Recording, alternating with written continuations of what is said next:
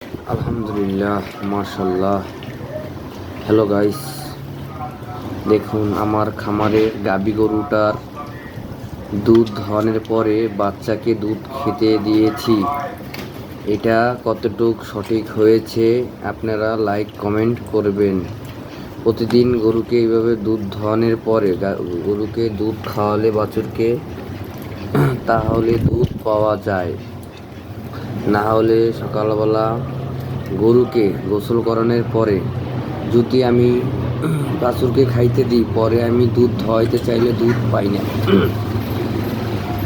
দেখুন guys, hello guys, সকল আপনারা আমার ভাই বোন শ্রদ্ধাহর সকলে আমার জন্য দোয়া করবেন, আমার গরুর খামারের জন্য দোয়া করবেন, আমার গরু বাছুর যেন সুস্থ থাকে।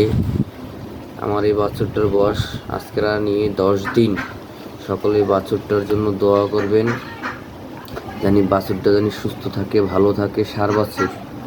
আর এই বাছুরের মাও জানি ভালো থাকে, সুস্থ থাকে।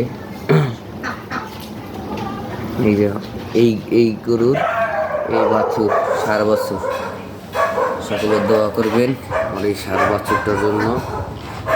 আল্লাহ জানি আমাদের অনেক বড় একটা সার বাছুর তৈরি করে।